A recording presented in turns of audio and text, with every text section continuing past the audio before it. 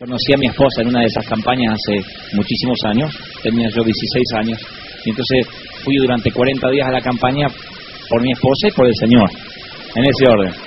Y la que no era mi esposa todavía, obviamente, pero y Carlos, me aprendí todos los coros de memoria y me aprendí la frase esa que me quedó en la memoria durante muchos años. Él decía, reciban un beso y un abrazo.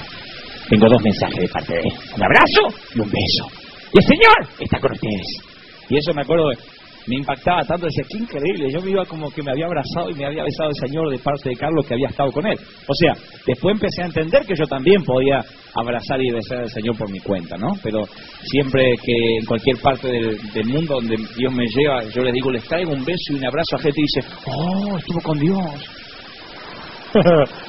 Y eso siempre impacta. Así que les traigo un beso y un abrazo del Señor. Yo llegué hoy de Asunción, Paraguay, así que después vamos a hacer una imposición de manos porque quiero pasar la fiebre amarilla. No tengan miedo, pasen al frente tranquilos. No, aparte fui a un lugar donde no era el epicentro de la fiebre, ¿no? Pero estuve en Asunción y llegué hasta hoy a las 4 de la tarde y pasé por casa, después vine para acá y cosas buenas están sucediendo en Paraguay. Y a mí se me pega enseguida, cuando estoy en Chile, vengo y estoy una semana. ¿Cómo es que eran los chilenos, Pablo? A ver que se nos olvide. Está contento que estamos todos los chilenos haciendo la palabra de Dios. Y lo queremos al pastor Dante con todo el corazón y con todo el alma. Y yo estoy así y me encanta, porque es un tonito muy lindo. Y ellos también dicen que nosotros hablamos cantando. Lo que pasa es que nosotros no nos damos cuenta. Pero ellos también nos imitan como nosotros hablamos porque también tenemos una manera de hablar. No es que me estoy burlando de los chilenos, ¿no? Ellos hablan así y ellos también me dicen, ¿cómo te va, che? Y una suena medio raro, pero ellos nos observan mucho. Y ahora vine del Paraguay y estoy así, le dije a mi esposa, estuvo lindo, che, y ahora me voy para el Rey del Reyes. Dice, habla bien. Bueno. Gracias si algunos de los que están acá fueron a ver a un payaso el sábado pasado, acá a Moldes. Estábamos filmando una película que quedó muy buena, espectacular, se llama Pasión de Multitudes, donde me toca hacer a mí de un cantante ochentoso que tuvo su éxito en los 80, entonces ambientamos la calle Moldes como si fueran los años 80, por lo menos había algunas ochentosas delante el otro día, y que no había ni que ambientarlas, dijeron esta acá adelante. Y yo hacía de un cantante, no canto ni nada, pero actuaba como que cantaba, y es una película muy bonita porque se va a estrenar en mayo en Miami, en Estados Unidos, y a mí me gustó hacerla porque es una película evangelística. Cuenta la historia de un cantante que fue muy famoso, ganó Grammys y no sé, qué sé yo, estaba en las tapas de todas las revistas, tiene disco de oro, disco de platino, y después, como pasa siempre con la fama, que de pronto la fama es infiel y se va con otro, porque el hit ya no es escuchado en la radio, en los cortes, y entonces él pierde toda la fama y termina vendiendo en un puesto de pancho en la Costanera. Y así, sin escala, así se fue. Y trata de recuperar la inmortalidad, porque él quiere ser inmortal, porque eso buscan los famosos. Yo me basé mucho en conocer a muchos cantantes seculares y también cristianos, ¿no? Que a veces están como enamorados de la fama, del glamour. Entonces yo, para componer el personaje, me basé en esos que siempre te dicen, no tenés mi cassette, no tenés mi disco, no sabés quién soy yo. Esa vez me lo encuentro en tantos lugares a la vuelta de la vida y en algunas iglesias también. Entonces el cantante trata de buscar el secreto de la inmortalidad y no la encuentra hasta que al fin conoce a su sobrinita y su sobrinita le habla de la verdadera inmortalidad, que es descubrir el propósito por el cual uno nació en la vida. Y estoy hablando mucho acerca del propósito porque muchos de los que nacimos alguna vez en una Argentina paupérrima, pobre, llegamos a considerar que no teníamos un futuro y llegamos a pensar de que a lo mejor éramos un accidente. Yo les conté a ustedes que una vez mi mamá me dijo, yo le dije, ustedes me quisieron tener a mí. No, fuiste un disgusto, dijo la vieja. Y cuando te dicen que fuiste un disgusto fue una noche de avivamiento del viejo que no previó. Entonces, uno empieza a pensar, si fue un disgusto, es como el que dice, yo soy hijo de madre soltera, o soy hijo de producto de una violación. Uno empieza a pensar seriamente, entonces yo tendré un propósito. ¿Será que Dios dice, bueno, ya que nació, a ver qué puedo hacer con él? Y no es así. Yo no nací de mi mamá, yo no nací de mi papá y de mi mamá, yo nací a través de mi mamá. Eso es una gran verdad que ustedes nunca deben olvidar. Ustedes no nacieron de vuestras madres, nacieron a través de vuestras madres. O sea, Dios, antes que fuese gestado, Dios ya había ideado que nacieses y vivieras en este tiempo, en esta época. Dios dijo en el 2008, tal persona tendrá 20 años, 22 años, y yo a esa edad lo voy a empezar a usar, 17, 18, la edad que tengas. Entonces Dios necesitó un papá, una mamá, el ADN de tu papá, el ADN de tu mamá, y a través de ellos viniste a este mundo, así como lo hizo Jesús. Jesús no nació de María, Jesús nació a través de María. Dios necesitó un vientre, y entonces para que Él naciera de manera natural, porque si no hubiese sido como Terminator, que aparece así desnudo, así en el medio de la... Me quedo de la película esa. Entonces Dios quiso que naciera de manera natural, como un niño, y entonces nació a través de el vientre de María. Y cuando uno sabe eso, yo digo, wow. Entonces significa de que Dios había pensado que para esta época tenía que haber un Dante. Y para que hubiese alguien llamado Dante, Dios usó a mi papá y a mi mamá, y les hizo ocasionar un disgusto para que hoy yo inspirara a algunos jóvenes, o a muchos jóvenes. Para que yo pudiera ir a distintas partes del país o del mundo y pudiera darles un mensaje de inspiración. Dios ya lo sabía, entonces a través de mi mamá y a través de mi papá, Dios usó sus ADN para crearme. Eso pasa con cada uno de nosotros. Ese es el propósito por el cual nosotros estamos vivos. Y eso, volviendo a lo que les contaba recién, eso es lo que se trata de transmitir en esta película, de que el hombre al final, no les voy a contar el final, pero el hombre descubre por qué había nacido, que no era para ser famoso, ni para recuperar la inmortalidad perdida de la tapa de un disco o la portada de una revista, sino mucho más. Así que lo bueno es que nosotros, no estoy diciendo que neguemos a nuestros padres, sino que nacimos a través de ellos, por un propósito especial y porque las generaciones están conectadas a partir de nosotros. Nada grandioso se hace en una sola vida. Lo que nosotros empecemos hoy, nuestros hijos nos lo van a agradecer, nuestros nietos se van a tropezar con bendiciones, no van a saber por qué, y es porque el abuelo, el finado este que ahora está vivo, que está acá mirándome, que ya van a estar muertos, a decir, yo me acuerdo con un día que mi abuela, la afinada, la vieja, iba a la iglesia y oraba y gemía y luchó y soñó y Dios le dio multitudes y Dios le dio dones y talentos. Por eso yo hoy heredé eso en mi linaje sanguíneo. Eso es lo bueno, que estamos marcando la historia proféticamente y para adelante. ¿Sí o no? Muy bien. El 19 de julio del año 1992, hace 16 años, yo prediqué este mensaje acá en la iglesia, aunque ustedes no lo crean. Hace 16 años atrás. Era mucho más flaquito. Vine en el año 92 a predicar, 16 años, increíblemente con el mismo bosquejo. Y creo que era la iglesia de Olazábal, esta partecita. ¿Estoy bien acá? ¿Esto es Olazábal? Así. Entonces, en uno de los primeros mensajes que el pastor Claudio Freyson en su audacia me invitaba a predicar, y en aquel momento el mensaje se grabó en cassette, y después algunos copiaban los cassettes, algunos jóvenes se pasaban los cassettes. Se llama cristianos de burbuja o creyentes de burbuja. Y algunos se pasaban los cassettes hasta que los cassettes fueron desapareciendo, y después nunca lo volví a predicar, por consecuencia nunca tuvo un disco. Y entonces yo decía, algún día lo voy a volver a predicar para que esté en disco y para que aquellos que perdieron los cassettes lo puedan volver a escuchar cuando estén pasando por alguna de estas situaciones. Y quiero regalarles ese mensaje hoy, 16 años después. Si Rambo puede volver, ¿cómo no va a volver? Muy bien. Digo, porque me miran así diciendo, 16 años, tan viejo le damos 16. Lo vieron a Rambo peleando. Todo vuelve. Las palabras de Dios a veces... La palabra de Dios está viva. Nosotros pensamos, bueno, pero yo escuché tal mensaje del pastor Freyson, lo escuché hace 3 domingos y hoy está predicando lo mismo. Pero la palabra de Dios está viva. A lo mejor hace 3 domingos atrás lo que el pastor nos dice no tiene el mismo sentido que hoy. Cuando lo dice de nuevo, wow, se abre como una revelación, como una luz nueva. A mí me ha pasado. Eso pasa con la Biblia, que yo he leído pasajes que no me han dicho nada, y años después el mismo pasaje bíblico se abre ante mí como una gran revelación. Yo digo, wow, es que en este momento yo tenía que leerlo, en otro momento quizás no. Por eso la palabra de Dios está viva.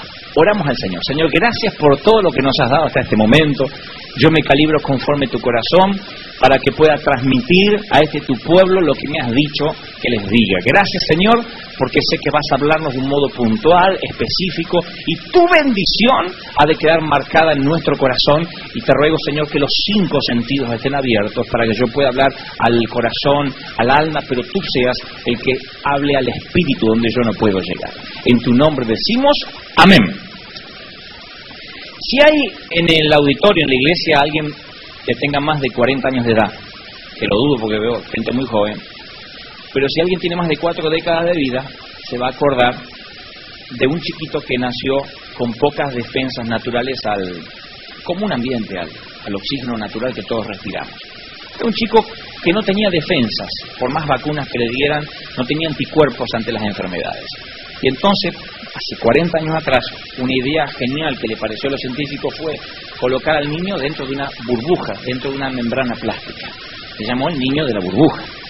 Hay fotografías de aquel entonces, todavía hay alguna por internet dando vueltas, donde se ve al niño que vivía literalmente dentro de una membrana plástica, obviamente transparente.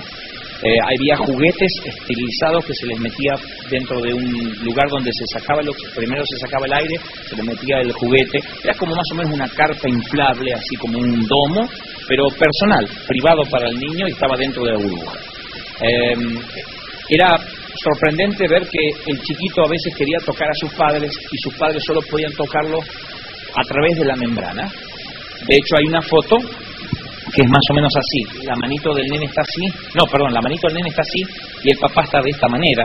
Y de allí dicen que Steven Spielberg ideó hacer el afiche de una película ochentosa, que también los que tengan más de 40 deben recordar, el extraterrestre, donde había un afiche central donde estaba el dedo del extraterrestre y el dedo del nene así, y eso estaba en todos los cines durante muchas semanas, en todos los cines de aquel entonces La Valle, puesto que ni siquiera había shopping para aquel entonces. Usted dirá, ¿cómo vivimos sin shopping? Vivimos y acá estamos. La cosa es que el niño de la burbuja era sorprendente porque daba por un lado la tranquilidad de decir, bueno, no va a morir porque está cubierto, tiene un oxígeno previamente drenado para él, pero a la vez uno se preocupaba porque veía que ese chico estaba tan cerca de sus padres y a la vez tan lejos. Podía ver cómo otros niños jugaban a la pelota, corrían un perro, trepaban un árbol. Él apenas podía verlo, pero nunca lo iba a poder hacer. Finalmente el niño no sobrevivió, pero el tiempo que estuvo dentro de la burbuja fue un momento donde era hiper popular, salían tapas de revistas, la televisión de aquel entonces llevaba sus cámaras, trataban de protegerlo lo máximo posible, pero el niño no se podía mover y todo lo que ocurría a su alrededor era dentro de esa pelota gigantesca transparente. Yo he notado a través de estos años, no porque sea no tenga complejo mesiánico y diga yo sé lo que pasa en la iglesia, sino a nivel curiosidad, con la mayor humildad que me corresponde en este caso, he notado muchos jóvenes y no tan jóvenes que tienen el complejo del niño de la burbuja. O sea, están tan cerca de Dios, pero a la vez tan lejos. Hay algo que los separa. A mí se me parte el corazón cuando voy a dar seminarios o charlas o los inspiro, trato de desafiarlos a que hagan cosas. Se me parte el corazón al volver a 2, 3 años después, o 4 o 5 años después, como me pasó ayer por la noche en Asunción, Paraguay, y ver a los mismos que soñaban con ser líderes, que siguen en el mismo lugar y no alcanzan aquello que querían alcanzar. Se me parte el corazón, lo que es peor, a veces preguntar por músicos que ya no están, porque cayeron en pecado, porque se fueron de la iglesia, porque abandonaron. Chicas que tenían el porvenir por delante, bonitas, ungidas, de pronto quedar embarazadas de soltera y arruinarse la vida para siempre, porque si bien Dios la perdona, después queda con 1 o 2 críos, con un marido ausente y con una vida truncada, sin poder hacer una vida realmente como el Señor tenía dispuesto para ella. Se me parte el corazón ver gente que tenía lo necesario para avanzar, tenía todo lo ideal para que Dios la bendiga, y sin embargo hay algo que los separa o la separa de las grandes bendiciones de Dios. Y ahí es cuando algunos piensan, bueno, es que debe ser que Dios elige a algunos en particular, pero eso es antibíblico, antiespiritual, porque todos tenemos la misma posibilidad de condiciones para que Dios nos utilice. Dios no llama a gente perfecta, Dios perfecciona a los que llama, ¿sí o no? Entonces, Todos tenemos la misma posibilidad. Los que fuimos invisibles, los que son más intelectuales, los más inteligentes, los que no somos tan inteligentes. Todos tenemos la misma posibilidad que Dios nos use, porque les dije recién, no nacimos por mamá o por papá, sino a través de ellos. Dios nos gestó con un propósito. ¿Y por qué algunos, en ocasiones uno los ve como que pasan los años y siguen igual? Siguen estancados en una meseta donde no pueden avanzar a nuevos niveles, en todos los órdenes de la vida, no solo en lo ministerial. Uno ve gente que de pronto tiene un conflicto sentimental y lo tiene a través de los años. Hay chicas o muchachos que no pueden nunca canalizar bien los sentimientos y emprenden una pareja y les va mal, y se enamoran de otro y les va mal, y se enamoran de otro y se enamoraron del peor y les hace de todo. La abandona, la maltrata y siempre dice, no sé, yo los elijo, parece que se me pegan, soy un radiador, se le pegan todos los bichos de la iglesia. Y uno dice, bueno, a lo mejor tuvo mala suerte, pero a lo mejor está viviendo dentro de una burbuja, está tan cerca del amor de su vida, pero a la vez no lo puede ver o no lo puede tocar, está tan lejos. Otra vez es como que puedo visualizar el afiche de o del niño tocando la manito de su papá, pero separada por una burbuja. Oramos, cantamos, no faltamos a los servicios, a los cultos, pagamos nuestros diezmos, ponemos las ofrendas. Sin embargo, por alguna razón hay algo que nos separa. Y estamos en febrero de 2008 y en una suerte de desprolijo balance decimos, este año ya viene como el año pasado. Yo sigo otra vez en lo mismo, sigo sin trabajo, los trabajos me duran un año o dos y vuelvo otra vez con el clarín bajo el brazo. Me llevo bien un poquito con mis padres, un poquito mejor, y yo otra vez me empiezo a llevar mal con los viejos. Parece que empieza a tener mejor relación yo con mi patrón y otra vez empieza la mala relación. Como que a veces hay como lo que los inconversos llaman un karma. Algo sobre algunas personas que dicen, siempre hay algo que cronológicamente me vuelve a pasar, como que crónicamente, más que crónicamente me vuelve a pasar, y cronológicamente también, porque continuamente, cada determinado tiempo, vuelve a caer en lo mismo, y entonces nos sentimos como personas de burbuja. Nosotros, cuando digo nosotros, mi esposa y yo, flamentemente recién casados allá por el año 91, sentimos por más de un año y medio que estábamos dentro de una burbuja. Todo lo que hacíamos, aunque era de corazón, aunque yo en aquel momento tocaba la batería de la iglesia, dirigía los coros, mi esposa tocaba el teclado, todo lo hacíamos con mucho corazón, de hecho servíamos entre los jóvenes, pero por alguna razón veíamos como que la economía nuestra privada estaba trabada. Horrores era juntar plata para el alquiler, no podíamos, cada mes era, aguánteme, me faltan 2 pesos, ya le voy a pagar, no podíamos pagar la luz, no podíamos pagar el gas. Y ganábamos dinero, pero por alguna razón teníamos como si hubiese una pérdida en el barril que por algún lado se nos iba. Mi esposa, por primera vez, que nunca lo hizo de soltera, tuvo que poner la cara para pedir fiado en el almacén, decir, mire, le vamos a pagar, mi marido está trabajando. Yo me deslomaba trabajando y no nos alcanzaba el dinero. En la iglesia era como que el pastor no veía nada en mí. Y entonces, a pesar de que yo ponía mi corazón, él decía, no sé, no siento paz. Y contra eso, ¿qué le vas a decir al pastor? Porque si dice, mira, desafinás, uno va a aprender a afinar. Si uno dice, ponete corbata, uno se pone la corbata. Pero si él me dice, hay algo en vos que no me da paz. Yo decía, pero ¿qué quiere? Porque yo estaba haciendo lo mejor. No había ni pecado oculto. Si no, hoy se los diría, miren, sí, estaba ocultando algo. No, hasta donde la mente me daba, yo tenía, hasta donde recordaba, yo tenía una vida santa, proba, íntegra. Tenía deudas, pero honraba mis deudas, iba y pagaba, y si no podía, iba y daba la cara, decía, le voy a pagar. O sea, pero nos encontramos como en una cinta, esas que son para adelgazar, donde corría, sudaba, y no llegaba a ninguna parte. Por alguna razón, alquilábamos nuestra primer casa, que era nuestra casilla chiquitita, pequeñita, pero era nuestro primer nido de amor. Para aquel que está recién casado, aunque sea la casa chiquitita, compartirla con el amor de su vida es algo increíble, grandioso, es un palacete, es algo increíble, aunque era chiquitita. Pero el día que la alquilamos, empezamos a notar algo raro, un olor raro en la casa, y nos dimos cuenta que la casa literalmente estaba sobre una laguna hecha, y entonces la humedad al segundo día empezó a subir así, y la casa empezó a transformarse en el Incredible Hulk, estaba verde así. Verde. Se ve que la dueña de la casa la pintaba para alquilarla rápida a los primeros onzos que pasaban, Al cuarto día la casa estaba verde, los zapatos se nos llenaron de musgo, literalmente. Una semana y media teníamos caracoles caminando en la... Sí. Caracoles caminando sobre los zócalos de la parte los zócalos en la parte de arriba del techo. Apretábamos el inodoro y de pronto se generaba el efecto inverso. No voy a dar más detalles por cuestiones de buen gusto. Entonces, y uno dice, bueno, pero es el inodoro, pero hay un momento que cuando uno aprieta el inodoro y lo que se tenía que ir viene, uno dice, no, es la gota que rebasó el vaso. Mi esposa me miró y dijo, mira, acá todo nos sale mal, hay algo que estamos haciendo mal, no podemos tener hasta mala suerte en el inodoro. Ponía una bombita, hacía ¡puf! Y explotaba. Entonces dijimos, bueno, nos equivocamos de casa, vayamos a otro departamento, y apenas 2 meses habíamos vivido ahí, y ustedes saben que cuando uno alquilaba hace muchos años, había que poner inclusive mucho más dinero de lo que se pone ahora para alquilar una casa o un departamento. Había que poner como 3 meses de depósito, 3 meses de llave, 1 mes de comisión, y todo ese dinero lo perdimos porque la casa, literalmente, los caracoles nos llevaban en andas. Entonces nos fuimos a otra casa y dijimos, esta sí, hay lagunas abajo, no hay lagunas a la redonda, nos aseguramos de que no hubiera humedad, y cuando entramos a la casa nos tocó una dueña que nos hacía la vida imposible, una italiana. Decía, no me clave clavita en la pared, si me clava clavita en la pared yo siento ruido en lo hecho de la casa, decía. Entonces yo no podía clavar un cuadrito.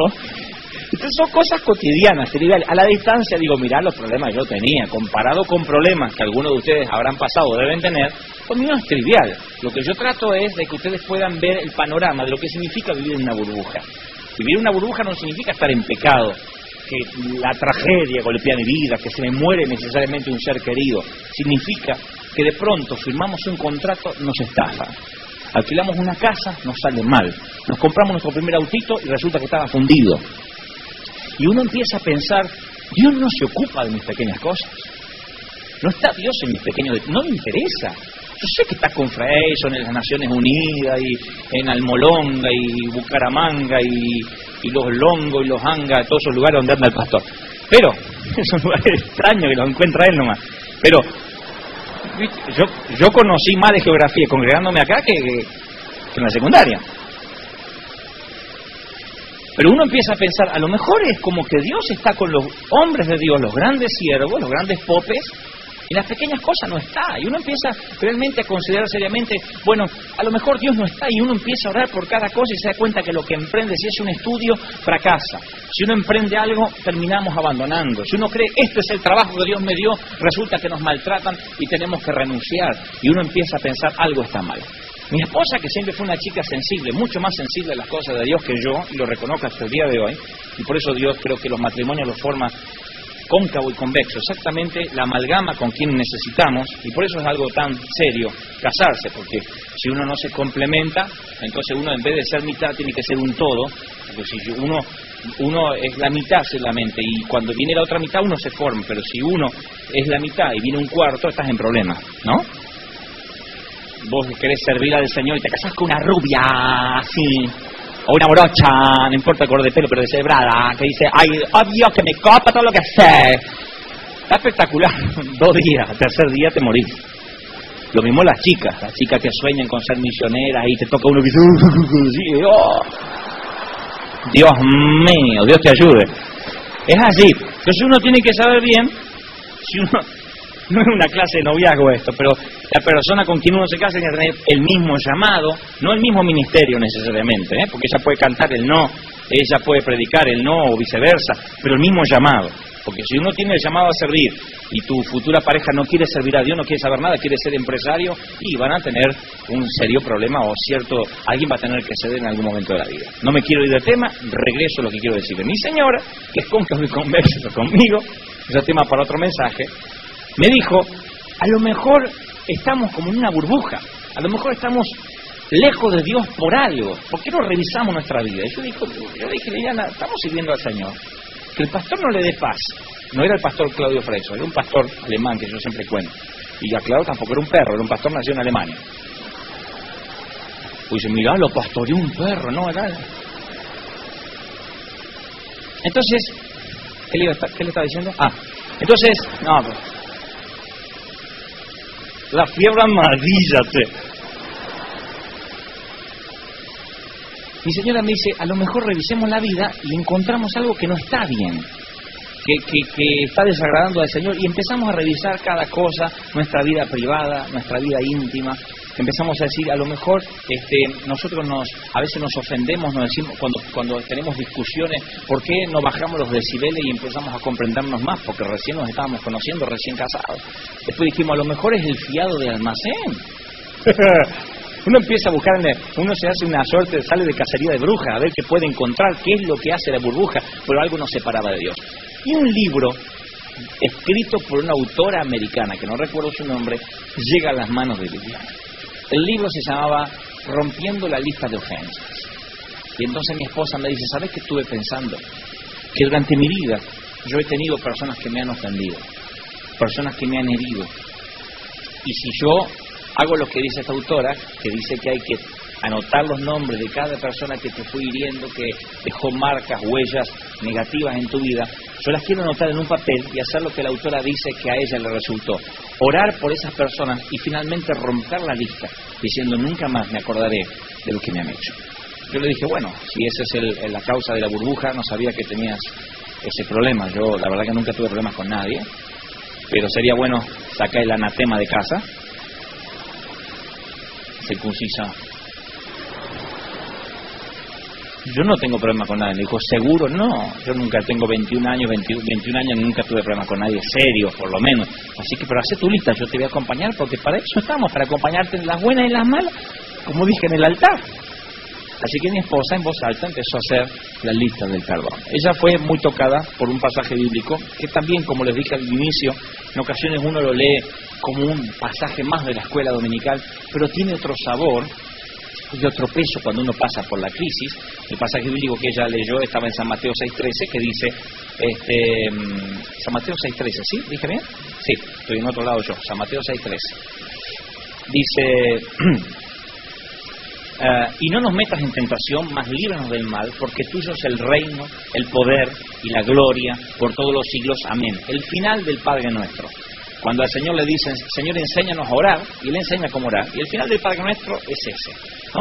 Y dice, no nos metas en tentación, mas líbranos del mal, porque si perdonáis a los hombres sus ofensas, también os perdonará a vosotros vuestro Padre Celestial. Mas si no perdonáis a los hombres sus ofensas, tampoco vuestro Padre os perdonará vuestras ofensas. O sea, mi esposa había sido tocada por esto porque decía, es increíble que el Señor enseña a orar, cuando le dicen cómo debemos orar, y da 6 temas. Si ustedes revisan el Padre Nuestro, van a ver que tiene 6 temas básicos, 6 temas muy puntuales, están bien divididos. La gracia por el pan, reconocer a Dios que está en el cielo, reconocer su voluntad. Son 6 temas, que no vienen al caso ahora. Pero después que termina de decir amén, resalta lo que al criterio del Señor era lo más importante de la oración. No dice, y no olviden dar gracias por el pan. No dice, y no olviden comenzar la oración diciendo Padre Nuestro. No, dice, porque si perdonáis a los hombres sus ofensas, también os perdonará vuestro Padre Celestial vuestras ofensas. Con la misma vara que medís, serás medido. En alguna ocasión el apóstol Pedro, que siempre le funcionaba más rápido la lengua que el cerebro, va y le dice, Señor, ¿hasta cuándo tenemos que perdonar? Y escuchen esa noche, escuchen. ¿Hasta 7? Él dijo, si perdono hasta 7, soy un súper espiritual. Y el Señor le dijo, no, hasta 70 veces 7. No hasta 7 veces, sino 70 veces 7. El Señor recalcó el perdón como un estilo de vida, como una actitud de vida. Y mi señora me dice, a lo mejor, insisto, mis problemas en el pasado están trayendo esto a nuestro matrimonio, porque ahora somos uno. Yo le dije, yo te voy a acompañar, y empezó a hacer la lista. Y en la lista puso, yo pensé que iba a poner una gran traición, algo así, pero dijo, voy a poner ahí a mi mamá, puesto que, si bien es una excelente mamá y la amo con todo mi corazón, ella, porque así eran los padres antes, nunca resaltaba mucho lo positivo mío y siempre marcaba cuando yo me equivocaba. Entonces cuando yo hacía algo malo decía, Liliana, eso está muy mal. Y cuando ella hacía algo bueno decía, no te tengo que felicitar porque te correspondía hacerlo. Esa era una filosofía de los padres de antes. Le digo, bueno, pero eso es un detalle, Lili. Sí, pero yo lo quiero anotar porque me di cuenta que eso, a lo mejor yo nunca se lo perdoné a mi mamá. Y anotó ahí mi mamá, Marta, mi suegra.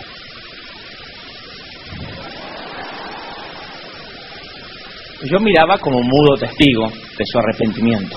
Ella estaba haciendo la oración del penitente ahí, yo la miraba como si fuera un predicador desde el Olimpo, mirando cómo ella se arrastraba en el barro y recordaba las viejas deudas del pasado. La segunda persona que puso en la lista, que no voy a mencionar su nombre por razones obvias, dijo, tengo una amiga de la iglesia, casi amiga de la escuela dominical, que siempre estaba ahí como chicaneándome, siempre compitiendo conmigo, y hasta en ocasiones cuando a mí me gustaba de algún chico, ella se apuraba para conquistarlo ella. Así que yo la quiero anotar, aunque ya somos grandes, ya, pero la quiero anotar. Y dije, bueno, Liana, yo no pensé que había que entrar tanto en detalle, porque si es así yo tengo un par.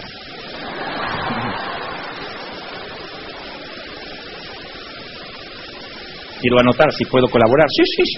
Digo, para que no estés haciendo tanto esfuerzo. Yo quisiera poner a mi profesor de la escuela secundaria. Se llamaba Marrone, que tenía una triple ambición en su vida: enseñar matemáticas, cobrar su salario y hacerme la vida imposible a mí.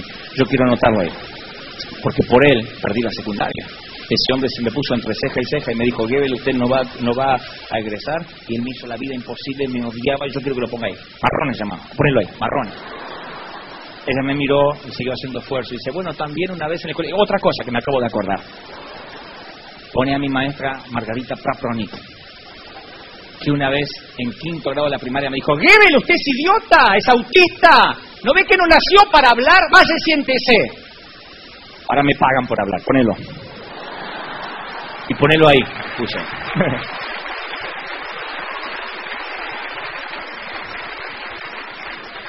señora seguía pasivamente tratando de confeccionar su lista. Digo, ¿y se puede poner familiares? Le dice, cualquiera que te haya dicho, mis hermanos, poné a mis hermanos ahí. 3 tengo, ponelos, los 3. Porque no sé por qué, porque fui el menor, no sé por qué, porque fue un disgusto, pero parece como que vine a la familia como de regalo y a todo el mundo les molesté. Ponelo ahí porque nunca, jamás se portaron bien como hermanos mayores míos. Yo quiero que los anotes ahí. Al cabo de 10 minutos me había adueñado de la lista y estaba anotando gente. Y el pastor, no siento paz, ponelo ahí. Y empezó.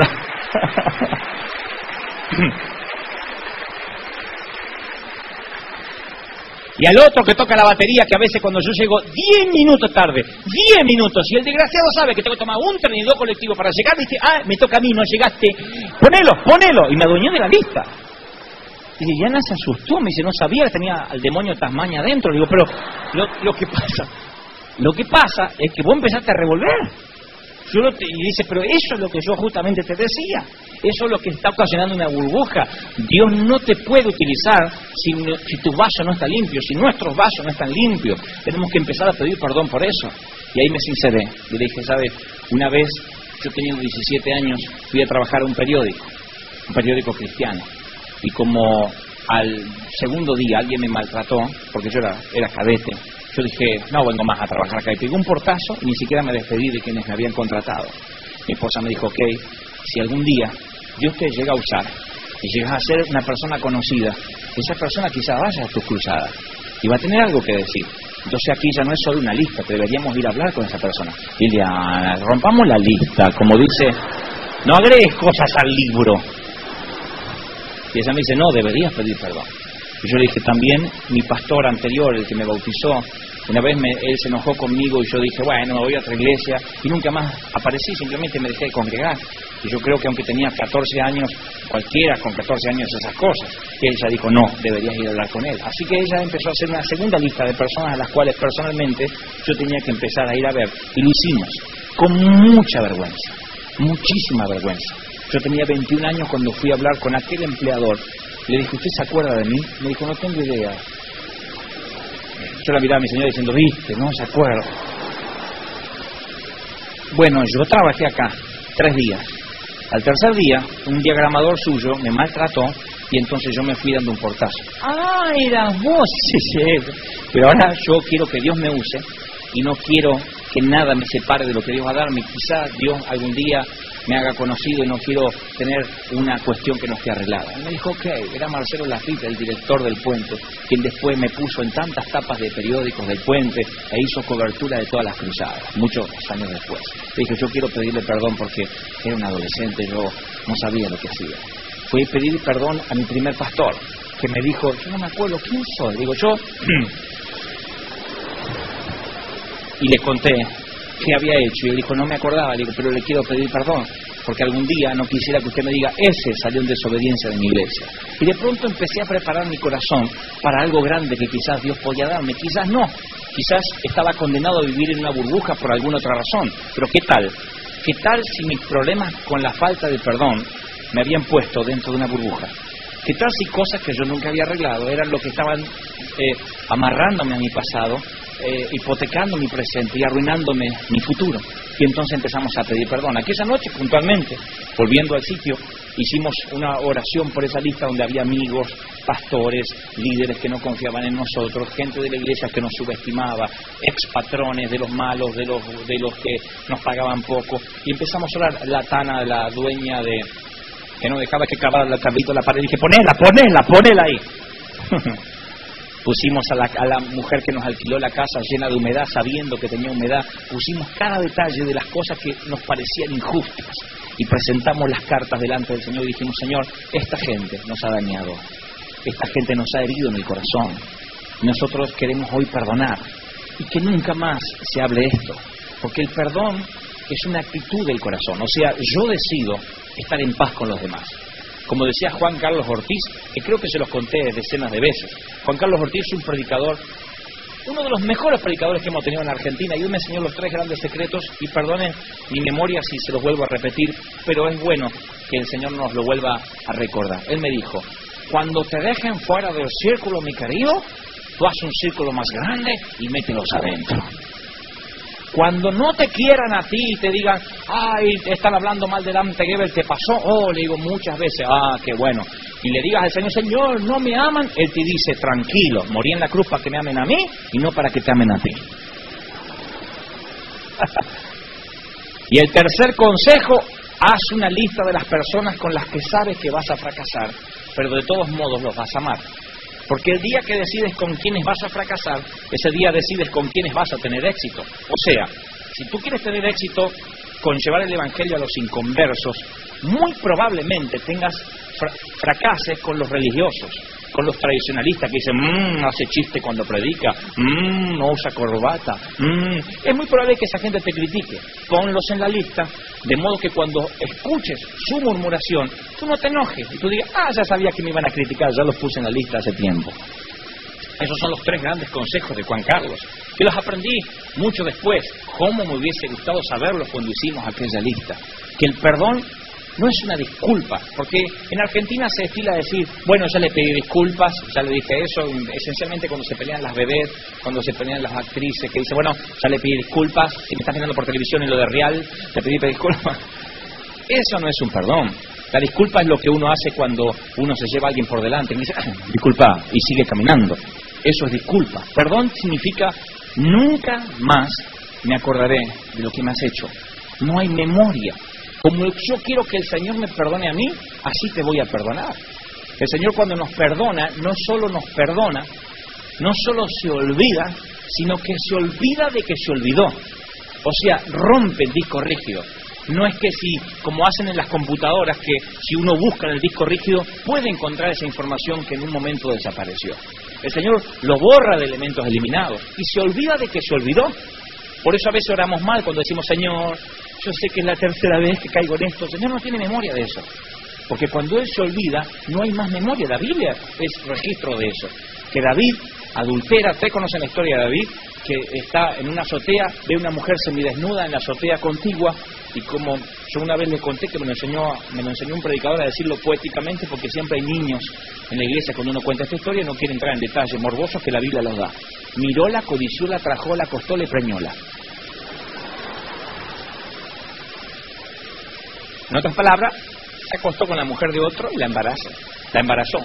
Cuando la mujer le dice, tengo un atraso porque compré levates y estoy embarazada, el rey planifica todo un plan maquiavélico, frío, calculador, manda a traer al marido del frente de batalla para que tenga relaciones con su mujer y ella no pueda decir que el hijo es del rey, sino de su marido.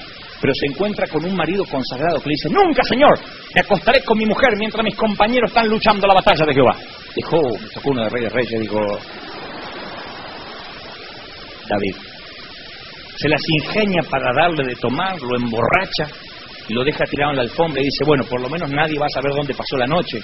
Y entonces le manda una carta al general que tiene allá, le manda un mail, david@cantor.com, le manda un mail, le dice, mirá, tengo acá un soldadito que cuando la batalla se arme bien fea mañana me lo pones en el medio y te asegurás de que los filisteos lo maten. Él pensó, pasar la palabra de esta mujer embarazada contra la mía. ¿Quién le van a creer, al rey o a una loca? El que más que el marido no tiene que hablar, y para eso yo me voy a encargar de que muera. Asesino, adúltero, fornicario. Poco tiempo después, Dios dice, David es un hombre conforme a mi corazón. Años después, Dios le habla a Salomón, el hijo de David, y le dice, sé perfecto como tu padre anduvo. Uno dice, pero ¿qué pasa? ¿Dios no leyó la Biblia? Ahí. Lo que pasa es que en el medio, David se arrepiente, paga las consecuencias del pecado, las paga. Si ustedes leen la historia van a ver que la factura les llega. Paga las consecuencias del pecado, pero su arrepentimiento es tal que Dios dice, yo te perdono y me olvido de que me olvidé. Y nunca más se habló de eso, así como de Pedro jamás se habló en su ministerio que alguna vez negó al Señor. Hablaban del gran apóstol Pedro y jamás se habló de la negación. Dios dice, yo me olvido y me olvido de que me olvidé. Mi misericordia es nueva cada mañana. Lo mismo nos exige. La única condición, la letra pequeña del contrato es, con la vara que mides, serás medido. Es que mis padres me hicieron de todo. A mí me crucificaron, dice el Señor. Con la misma vara que mides, serás medido. No es una disculpa, es una actitud del corazón. No es una cuestión de fe. Bueno, yo voy a perdonar por fe. No, es obediencia, no es fe. Es obediencia, uno tiene que obedecer. El Señor dice, yo quiero que perdones porque es una orden, como nos decían los padres santos. ¿Y por qué? Porque sí, porque soy tu padre. No se cuestiona. Uno tiene que diezmar, sienta o no sienta. Tiene que congregarse, sienta o no sienta. Hay cosas que tienen que ver con una orden puntual de Dios y tiene que ver con que tienes que perdonar y hacer la promesa, nunca más me acordaré de lo que me han hecho. El perdón no es un fruto que crece. Yo te perdono, pero a la primera que me haces. No es un perdón condicional. ¿Cuántas veces nos han herido en el alma cuando nos han dicho, yo te perdono, pero te voy a mirar de cerca? Mis maestras me decían eso. Tenía un director de la escuela secundaria que me decía, Gebel, yo te lo perdono, pero miren que ahora va a haber 4 ojos mirándolo. Yo decía, no, pero eso no es perdón. Perdón es que yo mañana me restituya y crean en mí como la primera vez que llegué a este colegio. No, Gebel. Usted vive haciéndose el gracioso y acá no está para contar chistes. ¿Estamos? Yo lo perdono, pero a la primera que me hace una amonestación. Y a mí me dolía porque decía, ese no es un perdón genuino. El perdón es, yo te perdono como sea. Yo te perdono aunque no te merezcas mi perdón, porque mi estilo de vida es perdonar. Yo te perdono aunque no me pidas mi perdón, igual te voy a perdonar, porque mi estilo de vida es perdonar. ¿Te merezcas mi perdón o no te lo merezcas? Cuando apedreaban a Esteban, el primer mártir de la iglesia, él perdonó a sus victimarios entre piedra y piedra. O sea, no es que después que se le fueron los magullones y se le pasó el dolor, dijo, bueno, los perdono, ya está, entre piedra y piedra. Cuando uno más le salta el Tasmanian adentro, pum, pum, pum, él le dice, perdónalo, Señor, perdónalo. Y él los perdonó. Eso fue lo que conmovió a Pablo, a Saulo en aquel entonces. Vio que él perdonaba a sus victimarios entre piedra y piedra. ¿Quién le estaba pidiendo perdón a Esteban? Nadie. ¿Quién se merecía el perdón de Esteban? Nadie. Vayamos más profundo, veamos al Señor antes de expirar diciendo, perdónalos porque no saben lo que hacen. ¿Qué soldado romano le estaba pidiendo perdón? ¿Quién de los que estaban ahí merecíamos o merecían su perdón? Ninguno. Pero él enseñó y vivió lo que había enseñado toda la vida, que su estilo de vida era perdonar, aunque no nos nace. No es tampoco una cuestión, bueno, lo digo y se acabó, está bien, lo perdono, pero no lo quiero ver más. El perdón tiene que ver con la restitución. Yo sé, voy a hablar ahora en un ratito cuando dé la lista del perdón, que hay situaciones muy escabrosas como por ejemplo un padre abusador, un esposo infiel, un padre castigador, abusador verbalmente o violento, que uno no dice, uno no le está pidiendo como siervo de Dios, vayan y vuélvanse a casar con aquel hombre que es un pirata. Yo no estoy diciendo, bueno, denle una nueva oportunidad a aquella persona que los hizo sufrir. No estoy hablando de ese tipo de restitución, de necesariamente hacer eso. Estoy hablando de restituirnos el corazón, el alma hacia esa persona. Porque cuando uno tiene dolor hacia una persona por algo que nos lastimó, uno mantiene prisionera a esa persona. Y esa persona a lo mejor después se arrepiente, se arregla con el Señor y empieza a prosperar. Y nosotros nos quedamos en una amargura de corazón, en una amargura de espíritu que nos pone dentro de una burbuja y que no podemos salir. No es cuestión de decir, bueno, ya lo perdoné en el nombre de Jesús por la fe. No es fe, es obediencia, que es muy diferente. Mis 2 hijos, yo estoy viviendo lo que muchas veces me contaba un predicador amigo de Chile, que él decía que tenía 2 hijos peleadores, que entonces les hacía dar 4 pasos. Nos cuesta dar esos 4 pasos con nuestros hijos, porque esencialmente el más chiquito nació en una noche de tormenta, no sé qué comimos la noche que lo gestamos, o que habíamos mirado por televisión, pero ese chico en vez de Kevin debería llamarse Twister.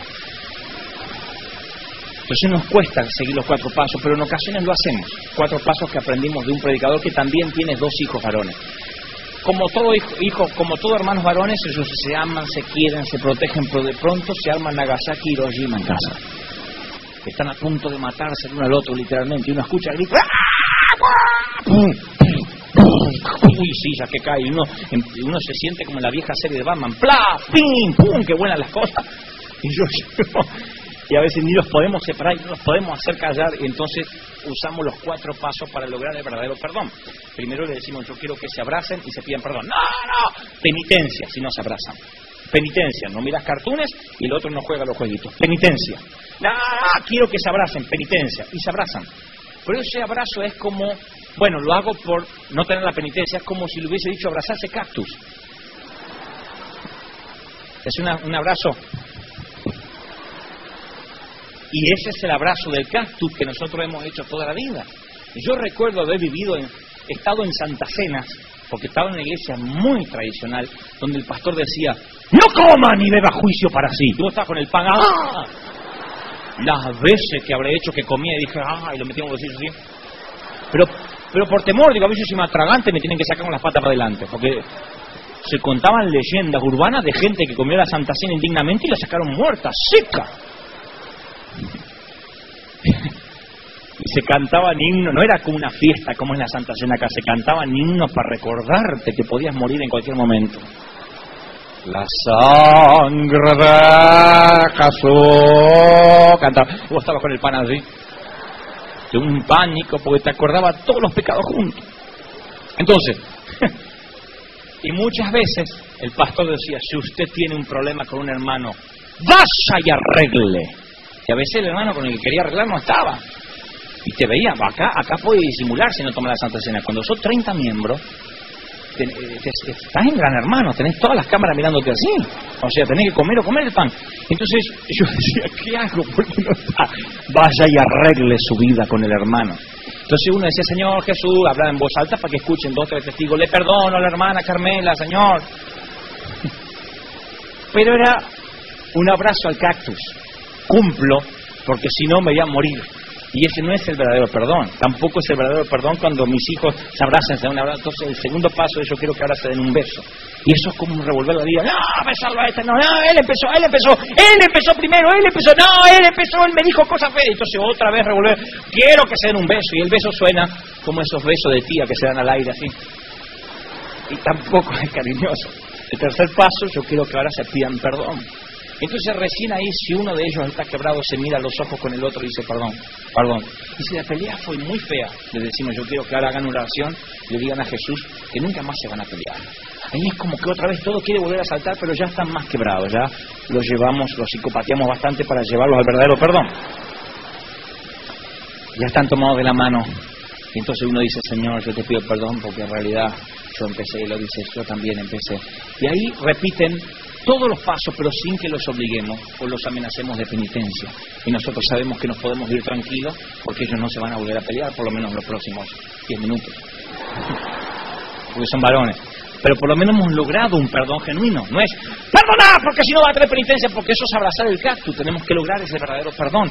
Y ese es el perdón que yo recuerdo allá por el año 90, que nosotros hicimos una noche en un frío departamento de José León Suárez, prometiendo al Señor de que nunca más nos íbamos a acordar de aquellas personas que nos habían dañado, que nos habían ofendido. Están los que son muy sinceros, dicen yo no puedo ser hipócrita, quiere que diga, a mí me hicieron cosas muy feas, yo no puedo perdonar. De hecho el infierno está lleno de gente sincera. gente sinceramente perdida, gente sinceramente equivocada.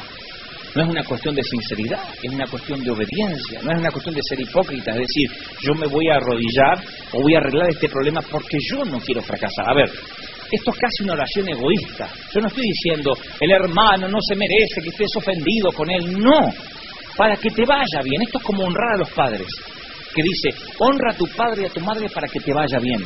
Se lo merezcan o no se lo merezcan, hónralos. Hayan sido abusadores, abusivos, estén vivos, estén muertos, lejos, cerca, hónralos con tu corazón, con tu alma, recordándolos bien, para que te vaya bien. Aunque sea por egoísmo, para que te vaya bien, dice la Biblia. ¿Querés que te vaya bien? Honralos. Pero vos no conocés lo que es mi vieja, honrala para que te vaya bien. Aunque sea para que te vaya bien. Es como decir, si cruzas un semáforo, te van a hacer la boleta, la multa.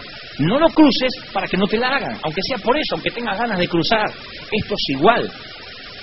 Perdona, rompe la lista de ofensas, no te acuerdes más de las personas que te han dañado, para que tengas un 2008 donde empieces a ir a nuevos niveles y te vaya bien. ¿Me siguen, sí o no? Para que Dios te bendiga, para que nada detenga tus sueños, para que no estés con algo, esto está en mi corazón, y no es mañana, es hoy. Hay dos cosas que nos impiden perdonar y que nacen con nosotros, que no tienen nada que ver con espíritus, con demonios. Uno es el instinto de supervivencia. Me conviene perdonar, lo tenemos todos desde que nacemos. Es que yo no me dejo pisotear. Yo soy creyente pero no estúpido, eso lo he escuchado tantas veces. Yo soy creyente pero no tonto, yo no me voy a dejar pisotear. La venganza es dulce, de hecho es embriagante, aun cuando no viene por nuestra mano, sino que viene por la mano de Dios. Yo decía, cuando estaba recién casado, dice un proverbio, que después me enteré que ni está en la Biblia, pero yo pensaba que era un proverbio. Lo había escuchado de mi abuela. Y mi abuela, que era medio esotérica, no sé dónde lo habrá sacado. Yo decía, dice un proverbio, siéntate en el umbral de tu puerta y verás pasar el cadáver de tu enemigo. Y mi esposa, egresada del instituto bíblico, me dijo, la Biblia dice, no os venguéis por vuestra propia mano, sino dejad lugar a la ira de Dios. Yo dije, bueno, es parecido a lo que yo dije. El que me toca, Dios lo consume. Y la Biblia dice, me dice mi esposa, cuando cayere tu enemigo, no te regocijes, no sea que a Dios le desagrade y aparte de él su enojo. Dios no juzga a alguien para que esté contento. Dios no se va a vengar del que te tocó a ti. No crean esos mensajes livianos de que el que te toca será condenado y lo verás partido porque tocó al ungido. No crean eso. Dios no juzga a nadie, Dios ama a todos. Y Él no juzga a nadie para que estés contento. Aunque esa persona te haya dañado, Dios lo ama y quiere que se salve y quiere que lo ames también, aunque te cueste horrores. No es fácil amar a todo el mundo, pero el instinto de supervivencia hace que nosotros pensemos, no sé si me conviene perdonar. Otra cosa que nace con nosotros es el instinto de justicia. Desde que nacemos, creemos todo en partes iguales. Recuerdo a mi mamá traer un chocolate de 5 barras y quería dividirlo. Yo sabía que una barrita iba a quedar en el medio. Y yo quería que dividieran esa barra exactamente por la mitad. Yo tenía 3, 4 años. Era chocolate con maní. Cuando cortaba la barrita del medio, que era difícil porque era dividida por la mitad, había un maní que quedaba en el medio. Yo decía, dividan ese maní. Nadie me lo enseñó. Nadie me sentó en la cuna y me dijo, hijo, reclama tu maní en la vida. Sin embargo, el instinto de supervivencia, de justicia, está en nosotros. Queremos que todos sean partes iguales y a veces Dios dice, no, yo voy a tratar con mis hijos de manera diferente. No va a ser todo exactamente como tú quieres que sea, pero eso nos impide perdonar. Un pastor amigo que hoy tiene una iglesia próspera, grandísima, no creerían quién es. Me contó en su momento que por alguna razón sintió que su iglesia, él siendo un predicador, se estancó. Y él decía, yo no sé por qué, pero algo ocurrió a partir de una hermana que de pronto dilapidó su testimonio. Una hermana empezó a dudar de su integridad moral.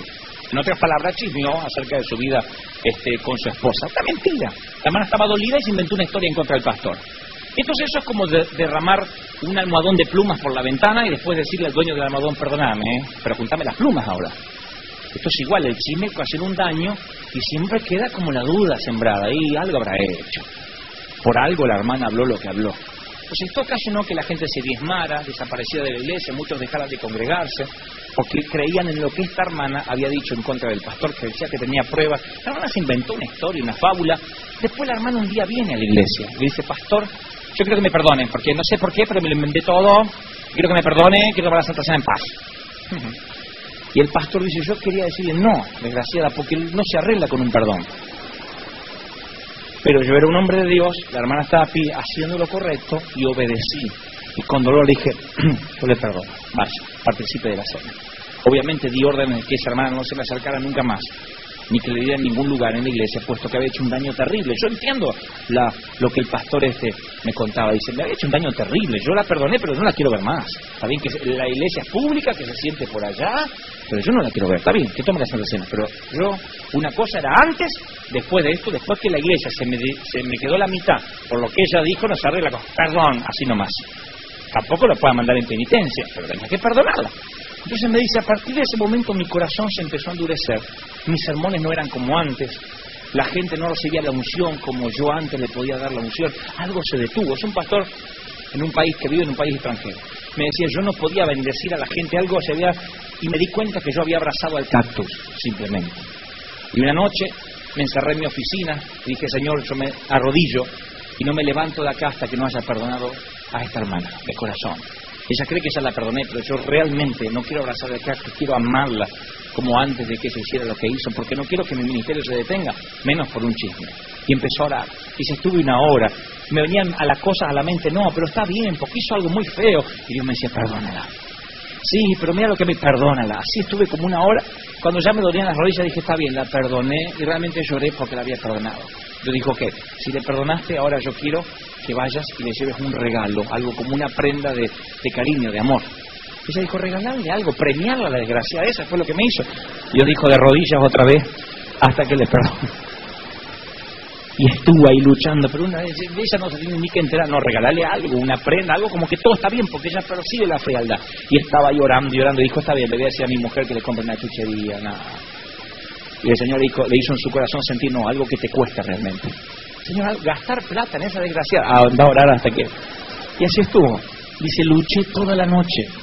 A la mañana, con mi esposa, fuimos a comprar un regalo caro, no me acuerdo qué es, una cartera, algo que le costó, y fueron a la casa de la hermana con su esposa. Le dijeron, mire, usted ya nos pidió perdón, pero algo no estaba bien en mi corazón y yo quiero que mi ministerio no se detenga. Con una grandeza enorme este hombre de Dios hizo esto, y la hermana se sorprendió. El pastor pensaba, si me tira la cara por la cartera se la doy a mi mujer, pero no se la tiró, sino que aceptó el regalo gustosamente. Y de pronto dice el pastor, como si se hubiese roto literalmente una burbuja. La iglesia empezó a crecer. Nadie supo de ese incidente del perdón, pero sí todo el mundo empezó a regresar. Y de pronto el avivamiento se instaló, los coros sonaban diferentes, mis sermones fluían. Y hoy, que tiene una iglesia inmensa y hace reuniones en el Holiday Crown Plaza, él dice, es increíble porque yo voy a predicar a sus reuniones. Y él me dice, estas miles de personas tienen un génesis. A veces lo puedo contar, a veces no. Pero yo recuerdo cuando Dios me empezó a bendecir, el día que purifique mi corazón. Dios no usa vasos que estén contaminados o vasos que estén sucios. Entonces yo esta noche, para no ocuparles más tiempo, he traído una lista del perdón. He estado investigando en sus vidas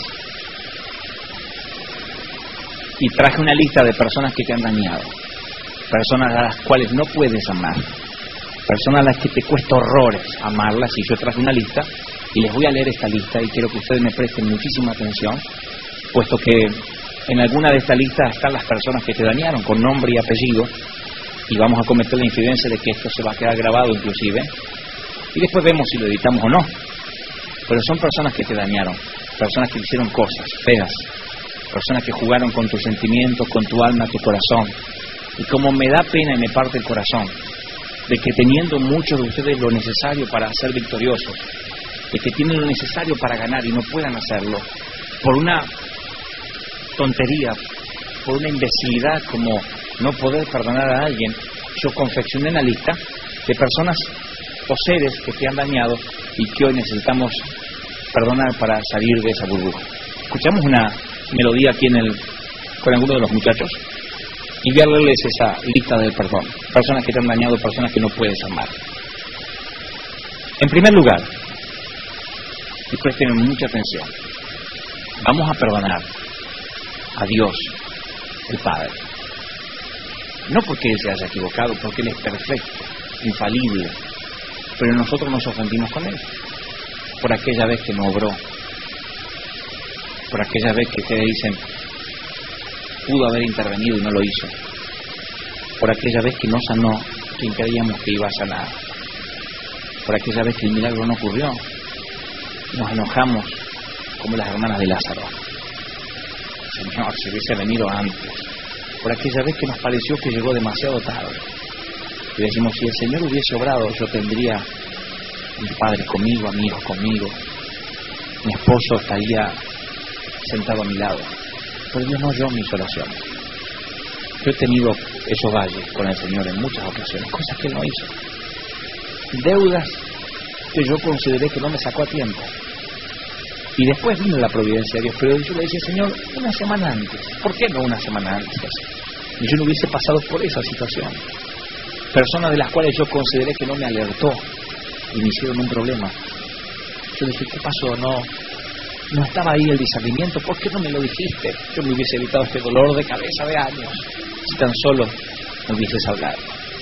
Y llevamos un rencor y un sentimiento hacia Dios, por eso que sucedió en la vida, por aquella vez que nos fuimos de casa y Él no hizo nada, por aquella vez que nos gritaron y Él no nos defendió, por aquella vez que nos abusaron y Él no estuvo, por aquella vez que vimos a nuestro ser querido bajar a la tierra, al sepulcro, adelantarse en el camino a la eternidad, diciendo yo lo necesitaba, yo era muy chiquito, yo era una nena, cómo me hubiese encantado tener a papá, a mamá. Dios podía haber esperado un poco, ¿verdad? En la lista aquella de ofensas mi esposa puso a Dios. Yo me acuerdo de eso porque no se los conté para llegar a este momento, pero ella puso como primero a Dios, porque unos 15 días antes que nos casáramos, su papá partió con el Señor, siendo un hombre de Dios íntegro, con una iglesia creciente. De pronto una enfermedad terminal se instaló en su hogar y en pocos meses se lo llevó al cielo. Y a pesar de que sabemos todas las promesas de Dios, que Él está con el Señor y eso, tan solo 15 o 20 días más hubiese entrado del brazo de su primera hija que se casaba. Hubiese sido el padrino de bodas, tan solo 20 días más. Dios esperó meses, podía haber esperado 20 días más y Él hubiese entrado del brazo, tenía su traje, estaba listo para entrar, pero falleció 15 días antes y ese casamiento tenía un sabor amargo. Nos casamos felices, enamorados, pero había un lugar vacío, había una silla vacía en la mesa donde estaba la torta y los familiares. Y mi esposa puso a Dios, dijo, nunca lo he de entender, y posiblemente hay cosas que no pueda yo darle la respuesta hoy, ni ningún predicador, pero las vamos a entender cuando estemos en el cielo. Entenderemos y diremos, mira de lo que me habías librado, por esto ocurrió, por aquello. Pero ahora rompamos la burbuja y pongamos a Dios allí si hay algo que creímos que no intervino o que pudo haberlo hecho y no lo hizo. En segundo lugar, vamos a perdonar a nuestro esposo o esposa, los casados, por alguna infidelidad, por alguna falta de respeto, por alguna vez que te denigró, por aquella vez que cuando le abriste tu corazón pensando que era tu mejor amigo, a la primera pelea te lo echó en cara, por aquella vez que ella se negó y sentiste que estaba con esa actitud lanzando a los brazos de la pornografía, porque ella se negaba a tener intimidad contigo, por aquella vez que él abusó de lo mejor que tenías, que era tu inocencia, y cerraste tu corazón por el resto de tu matrimonio y nunca más pudiste tener intimidad pura con él porque sentías que estabas con un bruto, alguien que no se acordaba de darte palabras de amor durante el día. Perdonemos a nuestro cónyuge, perdonemos a la persona que hemos compartido años, meses, pero algo ocurrió, como ocurre en los matrimonios, y hemos cerrado el corazón. Continuamos, seguimos, pero hay algo que nunca hablamos. Decimos, bueno, ya pasó, pero eso te ha metido en una burbuja, en una membrana de plástico, que hoy es necesario romper. Vamos a perdonar a nuestros padres, porque te desilusionaron, porque te dieron la espalda, porque hace muchos años que llevas eso. Hay de las personas que están acá que dicen, mi mamá debió preguntarme por qué yo vivía con los ojos tristes. Me hubiese preguntado, hubiese dudado un poco más y yo le habría contado de aquel abuso. Ella tenía que haberme preguntado por qué yo estaba siempre depresivo o depresiva. Pasan los años y cargamos con eso. Nos hacemos hombres de 30, mujeres de 40, 50 y seguimos cargando aquello que no solucionamos con los padres. Y algún día ellos se nos adelantan, se nos van, bajan al sepulcro y nosotros nos quedamos con la membrana plástica. Y Dios dice, tienes que perdonar a tus padres. Hayan sido buenos, malos, a lo mejor hicieron lo que creían que era lo mejor, a lo mejor no, adrede, hicieron lo peor. Pero Dios dice, eso es arena de otro costal. harina de otro costal. Yo necesito que perdones para que tu burbuja sea rota esta noche, limpia. Tú no te pareces a tu mamá, no eres igual a tu papá, eres una nueva criatura, un nuevo linaje. Naciste a través de tus padres. No vas a heredar todo lo negativo, no vas a heredar lo que no te gusta de ellos. Eres nueva persona y nueva criatura. Pero tienes que perdonar si te han abandonado, si dices, siento pena del niño que fui, siento pena de la nena que fui porque no tuve la infancia que soñé tener y yo ahora estoy remedando eso con mis hijos. Y está bien que cada vez vayamos a un nuevo nivel, pero no está bien que la amargura sea nuestro disparador y que a partir de la amargura empecemos a edificar nuestra casa, nuestra futura casa. Entonces, a lo mejor Dios no te deja casarte, a lo mejor no pudiste formar una familia, seguir soltero o soltera, porque no rompiste la membrana plástica de lo que te pasó en el pasado. Y como Dios sabe que las generaciones están conectadas entre sí, Dios sabe que esa amargura va a tu esposo o a tu esposa y se va a traspasar a tus hijos. Entonces Dios dice, arréglalo hoy para que yo te libere los sentimientos, para que yo te allane el camino del amor, para que tengas la capacidad de amar y de que te amen. Pero si no amas y no arreglas el pasado, no vas a poder tener un buen futuro. Vamos a perdonar, en cuarto lugar, a algún líder o algún pastor. Las iglesias están llenas de gente que vienen de otras iglesias, porque aquel pastor descubrí que esto, porque aquel no me daba amor y porque aquel el otro, porque aquel líder me maltrató. Las iglesias están llenas de gente que migra de un sitio a otro y todos tenemos una historia triste que contar con algún líder en algún momento de la vida. Un líder que nos decepcionó, que fuimos a buscar en el peor momento y dijo, sí, él te va a atender. Y dijimos, pero no tiene amor. Y eso lo llevamos en el corazón durante años, como yo llevé a mi primer pastor que me dijo, Dante, Dios nunca lo va a usar usted. Y lo llevé en mi corazón, dije, algún día le voy a demostrar a ese pastor que Dios sí me va a usar. Y estaba mal la motivación. Entonces un día le perdoné. Gracias a Dios que le perdoné porque él partió con el Señor. Y antes de que partiera yo me lo encontré en una cruzada y le di un abrazo.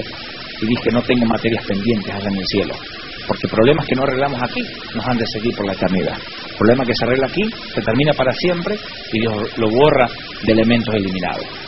Vamos a perdonar a nuestros hermanos de sangre, mayores, hermanos, hermanas del medio, que nos maltrataron, que no se comportaron bien, que tenemos pésima relación de celos, de envidias, de cosas que se dijeron muy feas que nos siguieron en aquella Navidad, en aquel cumpleaños.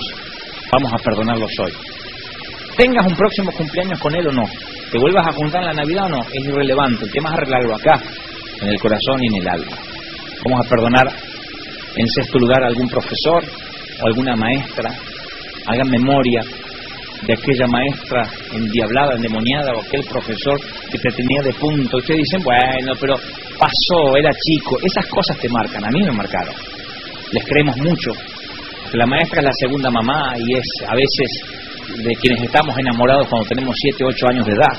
Y una palabra dicha en un momento inoportuno nos marcan para siempre y determinan nuestro corazón, nuestro intelecto, por nuestro futuro. A perdonar a algún exnovio o novia, vamos a olvidarlo para siempre.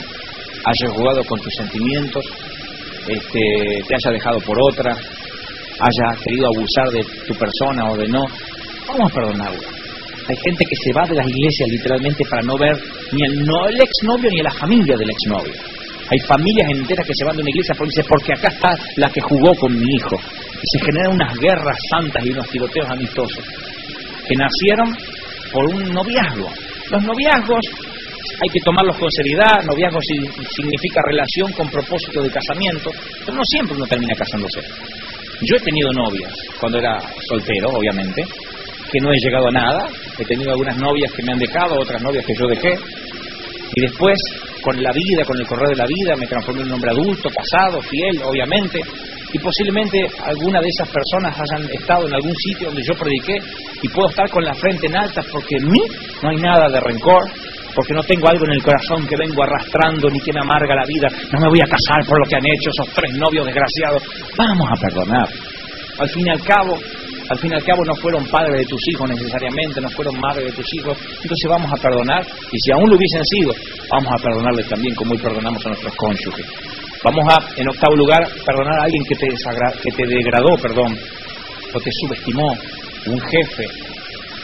Esas palabras nunca se olvidan, torpe, idiota. ¿Qué tenés en la cabeza vos? Esas cosas uno las va llevando de por vida, y aunque uno no se las acuerda exactamente, uno puede olvidarse qué nos dijeron.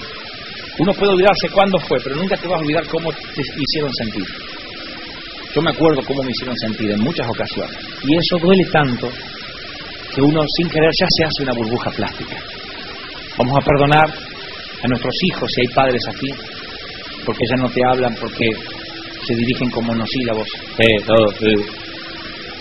porque son entes de computadora que ya no te cuentan sus problemas, porque se fueron de casa, porque no valoran tus consejos, porque siempre el que dice lo que dice el ajeno tiene más valor de lo que le decís vos como padre, y uno empieza a decir, ¿cuándo cambió? ¿Cuándo mi nene se transformó en ese adolescente rebelde? Hoy hay que perdonarlo, y algo se va a romper en el ámbito espiritual y se va a arreglar la relación familiar. Y en 10º lugar, vamos a perdonar a quien más cuesta perdonar. Vamos a perdonarnos a nosotros mismos por aquel error del pasado, por aquella equivocación. Dios me dice que te diga, ¿quién eres para acordarte de lo que yo ya te perdoné? Cuando te acuerdas de lo que yo te perdoné, estás pisoteando mi sangre y subestimando lo que yo hice en la cruz. ¿De qué pecado me estás hablando? Ya te perdoné. No, pero fue esta mañana. Cuando dispusiste tu corazón a entender y venir aquí, yo ya te limpié al pasar por esa puerta. Perdónate a ti mismo. Rompe la burbuja de plástico. No crean que la última vez que rompí la burbuja fue allá por julio del 90. Yo lo hago periódicamente. Porque en la vida me encuentro con gente que me hiere, gente que dice cosas de mí, gente que murmura. Ahora mucho más potenciado que cuando era un don nadie. Y entonces periódicamente o semanalmente hago mi lista de personas. Y algunas me cuesta. Soy como el pastor con la hermana esa. Otros rápido, pero tengo que perdonar. Nada ha de determinar mi futuro negativamente. He decidido amar, he decidido perdonar. Se merezcan mi perdón, me pidan mi perdón o no me lo pidan. Yo he decidido que nada ha de impedirme la relación que yo tenga con Dios. Nada me ha de detener hacia el sitio que yo he de llegar. No una menudencia, no una imbecilidad, no una traición. Nada podrá ofenderme de tal manera que yo arruine mi relación con Dios. Siempre he de perdonar. Rompan la burbuja de plástico.